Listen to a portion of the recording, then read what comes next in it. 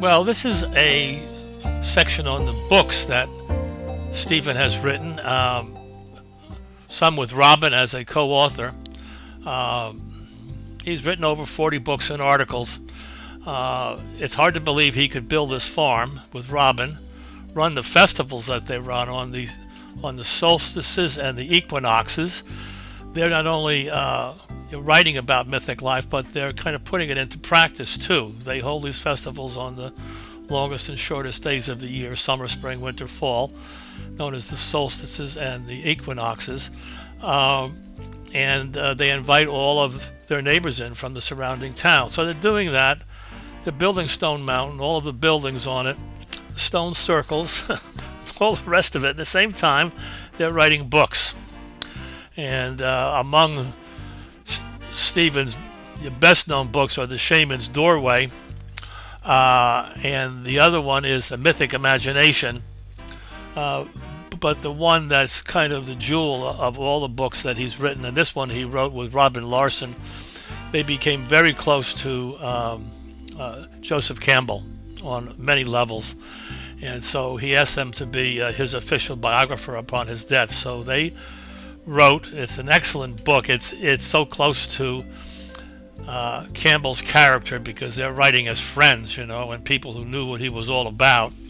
Not like a journalist who just picks up the facts and moves them around. That book is Fire in the Mind, the life of Joseph Campbell. And then Steve lately has been working, and I'm going to show you some of those sessions a little bit later. This is a multi-part video life portrait, a book called The Healing Power of Neurofeedback, which he tries to restore the brain functions of people who have had horrendous accidents, can't speak or walk anymore. It's quite remarkable. So again, it's one of the practical applications of his thinking.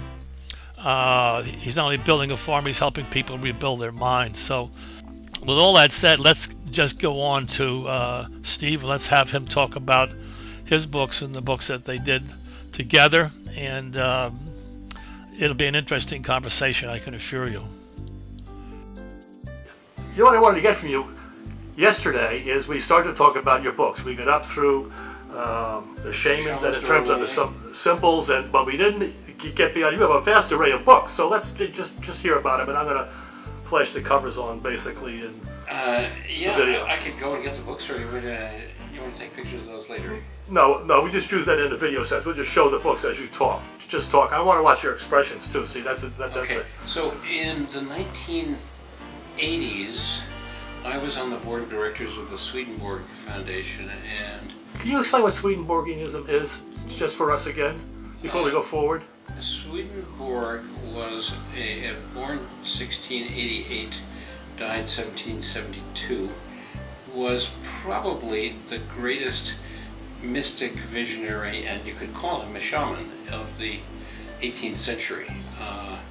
And he was born to a Swedish Lutheran clergyman who was kind of an old-style paterfamilias and bishop of the Swedish Lutheran Church, kind of a heavy-handed guy, but still they were very open to spirits in those days, and he had relatives among the people who went up to the Lapps. The Lapps are very shamanistic, one of the Sami races, the Sami of the the northern part of Scandinavia. And about the middle of his life, Swedenborg began to have visions where he walked in the spiritual world. And he had these very strange habits. Coffee had just been discovered, and he drank tons of coffee and lived on very little besides, like pumpernickel bread and coffee and milk. And he lay in bed in what's called the Shavasana. And there he says he was instructed by spirits from the Indies in how to do pranayama and how to do breathing exercises.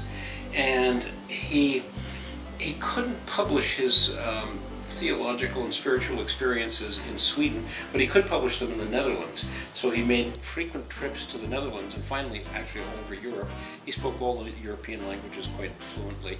And he became famous because of or perhaps notorious in some circles because of three incidents that were witnessed by dozens of people. So these are regarded by William James, were regarded by William James, and a lot of the people into parapsychology as some of the most notable parapsychological events in history. Well documented. Well documented. On one occasion, he's like maybe in his 60s or so by this time. He is at a social gathering. He was a noble. He was a baron of the Swedish aristocracy, and he was at a gathering with a lot of notable people in Göteborg, which is about 200 miles from Stockholm. And all of a sudden he appeared to be overcome with something, and they said, "Baron, what's the matter?" And he said, "Stockholm is burning." And they said, "What do you mean?" And he said, "There's a great fire raging and it's burning most of the city."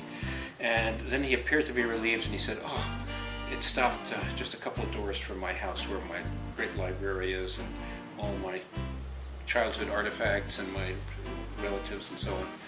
And it took 2 days by Pony Express before they got news that Stockholm indeed had burned, and all the details of the fire were exactly the same as he had spoken. So there were a lot of witnesses. There were like maybe 30, 40 people in the house who saw this whole thing happen. Many of whom did journals and wrote letters, so this is a So well documented event. Yeah. word of him began to spread, obviously, after events so, like that. So people would kind of goad him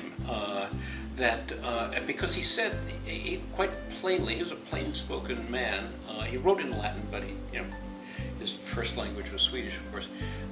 He said he visited heaven and hell and the mundus imaginalis, the spirit world, on a daily basis. So people would say, "Tell us, Baron, like what is so-and-so saying over in the spirit world?" And at one point, I think one of the great clergymen of Stockholm said, "So tell us, Baron, how does my friend Troilus, I think was his name, I can't remember, how's he doing in the spirit world?" And Swedenborg was not about to be taken, and he said, this clergyman was famous for loving to play a card game named Tresset. He said, "I saw him but a few nights ago in the company of the evil one, and they were shuffling the cards, waiting only for your reverence to make a game of Tresset." So he would play. He had a sense of humor. He had a sense of humor. But at one point, a woman who was highly regarded, her husband had died, he was an older man, and she couldn't prove something about the will. There was something that was lost in the legacy, and it couldn't be found. And she came to him very humbly, and she said, "If you see my husband over in the spirit world, would you kind of please ask him how I can dock? Otherwise, I'm going to lose my house and all my money and all this kind of stuff." And he came back to her several days later, and he said, "I did see your husband. He's over there." And he said, "If you will go into the back of the cupboard in your living room, there's a false door in the back of that, and that's where the thing is hidden away." Nobody knew about this thing. She went in there and found it, and she broadcast that all over. Wow, those are fabulous All over stories. Stockholm. And then there was the Queen Ursula of Sweden, and she, of course, was in company with all the nobles fairly often, and she was kind of being in a sort of an arch, whimsical mood, and she said, "So, Baron, if you see my cousin, nobody less than Frederick the Elector of Habsburg, if you see him over there, would you please give him my regards?" And he said, "Your Majesty, I would be honored to do that."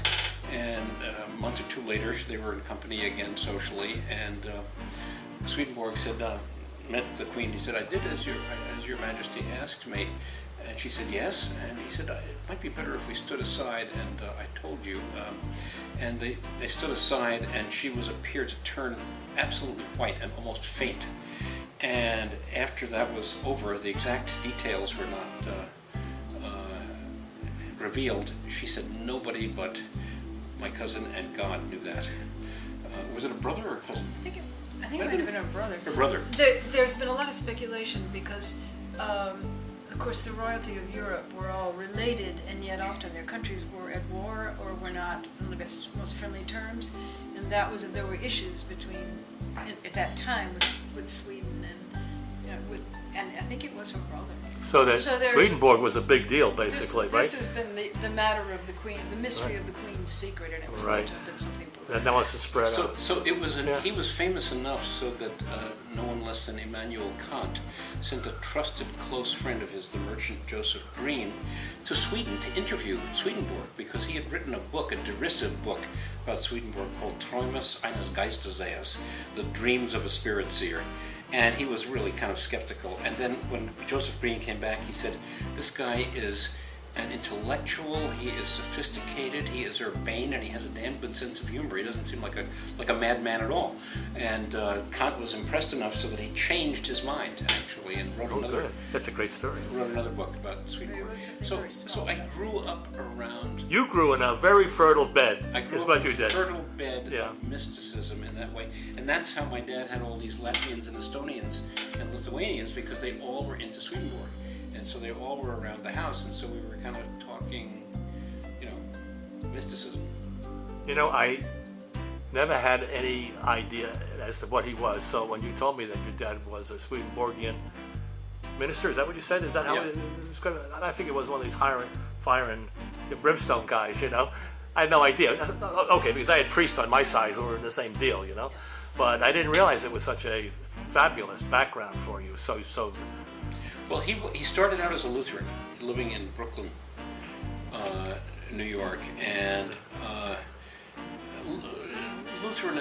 Norwegian Lutheranism is very, very Protestant fundamentalist, followers of Luther's ideas, faith alone and all that kind of stuff. And my dad had a number of health crises. One case he got tuberculosis. The second one, that was probably the more serious one, is he broke his back. He was a physical education instructor, and he was catching a kid who flew off of gymnastics equipment, and he caught the kid, but in doing so, he broke his own back. Wow. And he was put into a body cast for a year. He was actually he almost lost his job as a teacher because they accused him of malingering. They accused him of making up his symptoms. And he said, I'm going to try this new thing called the X-ray. And it revealed he had a shattered vertebrae in his back. And he was walking on crutches, and they put him in a body cast. And it was while he was in a body cast that he discovered Swedenborg. He read the book called Heaven and Hell, Heaven and Its Wonders in Hell. Swedenborg is fascinating. And then he became ordained as minister Yes, later in his life. let's get on to those books. Now, you did a book on Swedenborg. Is that what you're saying? Yes. Okay. Robin and I did the book, which is right above C.G. Jung's Red Book and about as thick, a little bit smaller, beautifully illustrated. We got our grant from the Swedenborg Foundation, and we were visiting scholars at the Swedish Institute in the 1980s. I think it was 1983, 84. We traveled to Sweden, and the red carpet was rolled out for us. We met a lot of the nobility of Sweden and the ambassadors and all that kind of thing. And we wrote this book, which we'll show you later. Robin was the editor-in-chief. I did some of the articles in it. There And are many contributors to it. that was 5 years of work. Right, I've been through some of the books in my spare time. It's a massive thing, yeah. And then shortly after that came the Mythic Imagination. Okay. And at that point, I had been working with Joseph Campbell. Robert and I had been working with Joseph Campbell for about 20 years. And I was fascinated by the idea that there was something called personal mythology. That is to say that people are not just the simple surface biography that they appear to be, that they are living out some sort of immortal drama with their lives and with their imaginations. I think so. Yeah. And the DNA contains the symbolic dominance of the species. And your ancestors are in there, and probably, if you really dig deep enough, your past lives are in there, and these things are all influencing us most of the time. So I wrote this book called, it was published as The Mythic Imagination. And at that time I was a college professor, so I was working with my students' dreams. I was running a biofeedback lab on the campus, and they were having mystical experiences. I was training a lot of them as, I was even training state policemen to be psychics. And one of them became quite famous because he would arrive about a half an hour before a bank robbery was due to start out, and he'd be sitting there in an unmarked car, and as soon as they'd come in, he'd catch him. He later was employed by the U.S. government, and too bad he wasn't around when 9/11 happened, because they could use more guys like that. But the American military has been both fascinated by remote viewing and psychic activity and terrified by it, because in a way it's scientifically what do they call it? Outre. It's not acceptable to the scientific community, so it breaks our paradigm shift. It's not supposed to be happening, and yet they're fascinated by the possibilities of it. Yeah. Well, they're soldiers. They want that advantage, Yeah. You're right. And they really know it's an advantage, too. There's no doubt about it, right? That book was dedicated to Joseph Campbell, but at the same time, my friend Stanley Krippner and David Feinstein did a book called Your Personal Mythology or something like that. Mine was The Mythic Imagination. Sam Keane published another book on the Mythic called The Mythic Image. Joseph Campbell published his Mythic Image, a beautiful book. So we all were talking about the mythology of everyday life and how you can live your life mythically. Like, you don't have to just be, it's not just a world of billboards and gas stations and banks. It's a world that, if you probe a little bit deeper, if you scratch under the surface, it's really quite magical and quite fascinating, and you allow yourself to be led. Well, in fact, I think artists experience that, right? Yeah. That's what I do. I know Joan does. One of my favorite expressions. You're kind of working out a mythology. You're not quite clear what it is, but it's not just you who's telling the story. One of my favorite expressions, and one of my Jungian teachers, volentem fatum ducunt, non volentem trahunt. He who is willing, the fates lead. Yes. Who is unwilling, the fates drag. So I'd rather be led than dragged. Exactly. I mentioned that one of the reasons that I became editor of the book on Swedenborg. Everything. First of all, his writings were very, very important in Europe to the symbolist artists, and then they also were very important to the Hudson Valley landscape painters. Their urge to paint landscape was looked down upon. The urge to paint at all was looked down upon by fundamentalist religious leaders in the colony. When the influence of Swedenborg came through the New England Transcendentalists, and it filtered out into the Wow, that's 18th and 19th century America. Who would have It was guessed? very important, and the founders of our country were aware of Swedenborg, and the artists, many artists were like, the idea that the world of nature is infused with spirit. That's what you get out of This is what's yeah. important in Swedenborg, and I'll give this back to you for a minute. Here's the piece that really fascinates me, and this is shamanic. For Swedenborg, it's not heaven over there and the earth down here and this wretched, sinful world of matter. It's a material universe that is vibrating with spirit. Exactly. Completely alive. Exactly. And you don't go from the physical world to the spiritual Exactly. world. We are in the spiritual world. Yes, This is shamanic. This is very antique. And we are there all the time. It's just that for most people, when we die is the first time that we see. And this is the informing concept that was so important for Helen Keller, who was blind, but she was seeing without her eyes. And Swedenborg became very important to her because he confirmed for her, he gave her a context for her visions and her visionary reality, that what she was seeing was the true thing, and often people's visual eyes are in the way. Oh, I didn't know that about Helen Keller, so that she was a visionary in some She's a sense. visionary. And this is also Huxley, the idea of the wiping clean the glass and being able to see. That's very Swedenborgian. Wow. My Okay, so father became Helen Keller's sidekick for a number of years and drove her around to places wherever Who she did? would go. My father. Oh, your father. Yeah, and he would introduce her at all kinds of occasions and stuff like that. And they were really quite close. So as a 10-year-old, I met Helen Keller, and she said that Swedenborg opened her spiritual eyes, so that whereas before she was blind, now she could see in a totally new kind of way. And Swedenborgianism was really very well known in 19th century America. William James, Henry James Sr., Samson Reed, James John Garth Wilkinson, John Dewey, a lot of these people who are very, very influential in American intellectual life were Swedenborgians. And at the same time, there was this other strange thing happening which turned into modern Christian fundamentalism. So Swedenborg was saying, if you look at the Bible is a document of symbolism. It is a document that instructs the spirit by narratives and by stories and by symbols. And these other guys were saying, we're waiting for Jesus to come. He's supposed to be here next week, and you better get your affairs in order because he's going to kick butt when he comes.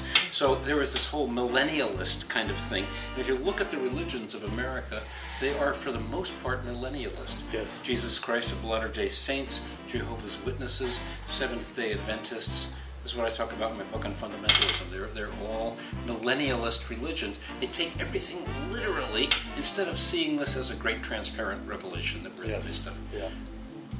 Okay, so we got the Swedenborg, and then we have the book on fundamentalism, which is a recent book, isn't it? Book on fundamentalism, 2007. Okay, and then? Oh, and then the next book after the Mythic Imagination was the Fire in the Mind, the Joseph Campbell biography. So that took some time, didn't it? You know, it should have taken time. I had to take a leave of absence from teaching, and I had to really close my therapy practice, and we did it in 2 years. Wow. We published it in 1991, and we did it with Doubleday Publishers, and Jackie Onassis, as I told you, was our editor-in-chief, and we'd have lunch with her at the Museum of Modern Art, and that was kind of fun. Okay, so that's a fabulous story, that's really linking everything together, the grassy knoll and the whole thing, it all comes together. Joe died in 1987. We got the contract in 89, and as I told you, we got a good contract, $300,000 contract from Doubleday, and every bit of which went into the travels and the interviews, and it was, barely managed to pay our bills. Keeping our act going.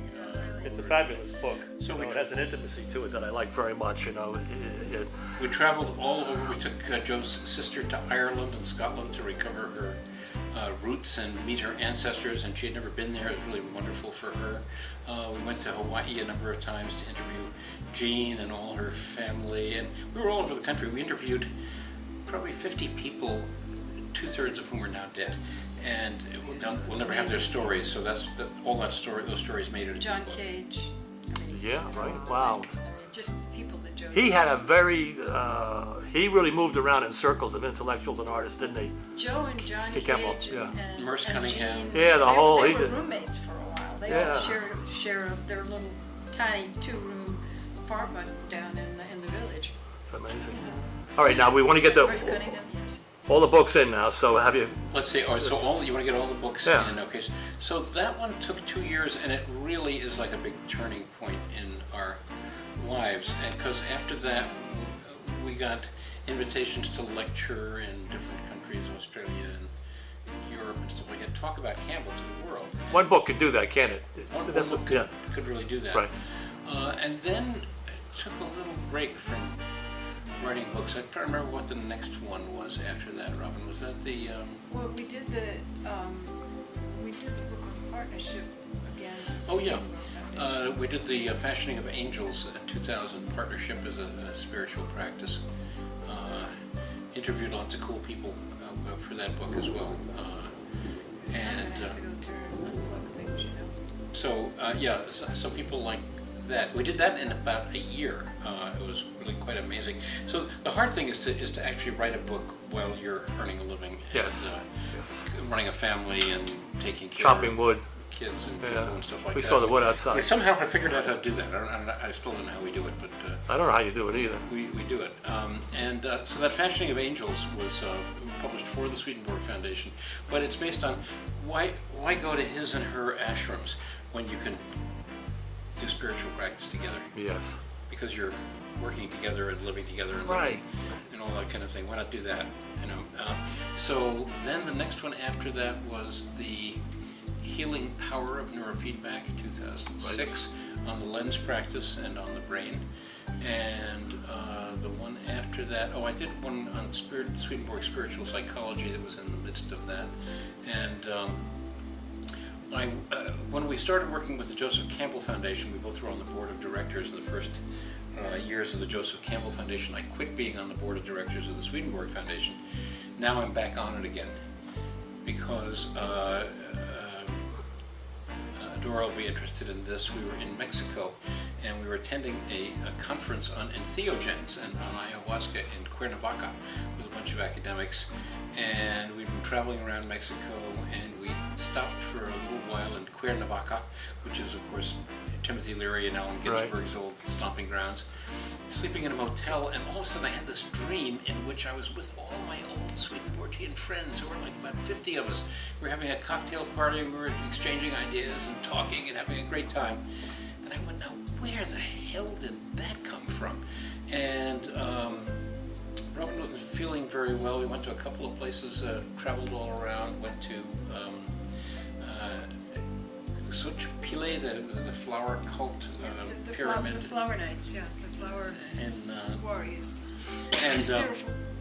finally ended up exhausted, drove into Mexico City, stayed at the Grand Hotel in Mexico City, this incredible Tiffany skylight Grand Hotel in Mexico City. And for the first time I could get the internet. So immediately I got on the internet and there was an email inviting me to join the board of directors of the Swedenborg Foundation again.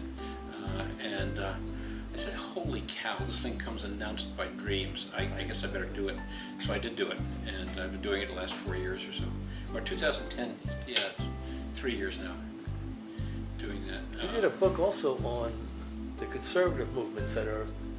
Did you tell me something about that on the phone one day? No, that's the fundamentalist. Oh, that's the fundamental, both here and in other parts of the world? The fundamentalist mind was the year after the healing power of neurofeedback. Oh, okay. Oh, somewhere in there, I did forget to mention the Song of the Stars. Oh, yes. I forgot to mention, there were a couple of others in there. Yeah, the Song of the Stars that I did with Credo Mutwa, the Zulu shaman. That was 2000... That was just about the same time as the Campbell biography. And then there was the book called Forest of Visions on the ayahuasca visionaries and our journey into Brazil. Was working with a Brazilian. The author is a Brazilian, and it was a translation with a foreword. And Steve does a lot of interesting, assisting people with translations and working on forewords and that kind of thing too. So that's. Forest of Visions was about the founding of the Santo Daime cult. It's a Christianized ayahuasca religion from Brazil. There are three great religions of ayahuasca in Brazil: the Santo Daime and the União de Vegetal, which is kind of like Alcoholics Anonymous with ayahuasca. you sit in a room under fluorescent lights and confess all your bad thoughts and things. And then there is the Barqueña, which is the most mystical of them, and it's the one that has roots in Espiritismo and Candomblé. So if you're into the spirit realm, boy, are you at home in Brazil? I mean, they're all into that stuff. And that book was with Alex Polare de Alverga. Yeah, I basically helped him get his... Alex Polare de Alverga is the great padrino of the Santo Daime Church. We really became quite close, quite good friends in Brazil.